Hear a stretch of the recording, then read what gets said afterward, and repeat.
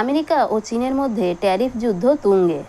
এরই প্রতিক্রিয়াতে বিদেশমন্ত্রী এস জয়শঙ্কর বললেন, এখন সব কিছুই ব্যক্তিগত এবং স্ট্র্যাটেজিক, শুধু বাণিজ্য নয়, রয়েছে ভূ রাজনৈতিক অঙ্কও।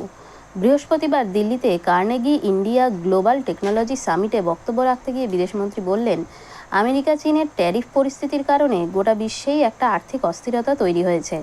তাই এখন নিজেদের স্বার্থ নিয়ে সচেতন থাকাটাই ভারতের জন্য বুদ্ধিমানের কাজ হবে। প্রসঙ্গত, মার্কিন প্রেসিডেন্ট ডোনাল্ড ট্রাম্প সম্প্রতি ভারতের মতো একাধিক দেশের ওপর সাময়িকভাবে ট্যারিফ কমিয়েছেন।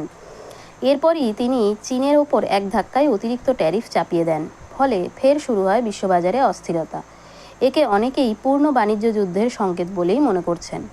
ট্রাম্পের সিদ্ধান্তের পর চীনও পিছুপা হয়নি। এখনও পর্যন্ত আমেরিকা চীনের ওপর 145% ট্যারিফ চাপিয়েছে। পাল্টা জবাবে চীন জানিয়েছে তারা শেষ পর্যন্ত লড়বে এবং তারা ইউএসের উপরে পাল্টা ট্যারিফ বসিয়েছে। এখন এই দুই দেশের মধ্যে কে আগে নতি স্বীকার করে তা দেখার। আর বাকি দুনিয়া দীর্ঘমেয়াদী অর্থনৈতিক অস্থিরতায় ভুগছে। শেয়ার বাজারে ধস নেমেছে, দ্রব্যের দাম বেড়ে চলেছে। এদিন এস জয়শঙ্কর জানান, অতীতে আমেরিকা ও চীনের সম্পর্কের ওঠানামার সময় ভারতের যে অভিজ্ঞতা হয়েছে তার থেকে আমরা অনেক কিছু শিখেছি।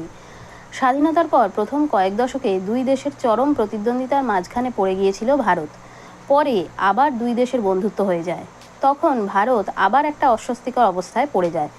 জয়শঙ্কর এই অবস্থাকে গোল্ডিলক্স সমস্যা বলে ব্যাখ্যা করেছেন।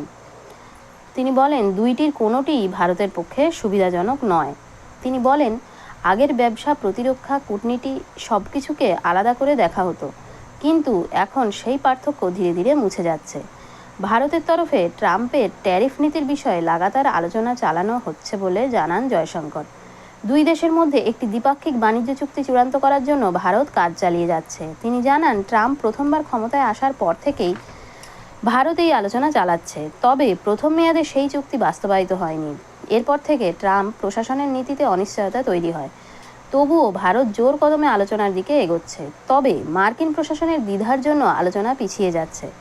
জয়শঙ্কর জানান, আমরা যে কোনো সম্ভাবনার জন্য পুরোপুরি প্রস্তুত। প্রসঙ্গত, গত ফেব্রুয়ারি মাসে ওয়াশিংটনে প্রধানমন্ত্রী নরেন্দ্র মোদী ও ডোনাল্ড ট্রাম্পের বৈঠকে দ্বিপাক্ষিক চুক্তির প্রথম ধাপ সম্পূর্ণ করার বিষয়ে সম্মত হন। এরপর মার্কিন সহকারী বাণিজ্য প্রতিনিধি ব্রেন্ডন লিঞ্চের নেতৃত্বে একটি প্রতিনিধি দল দিল্লি সফরে এসেছিল সেই চুক্তির রূপরেখা নির্ধারণ করতে।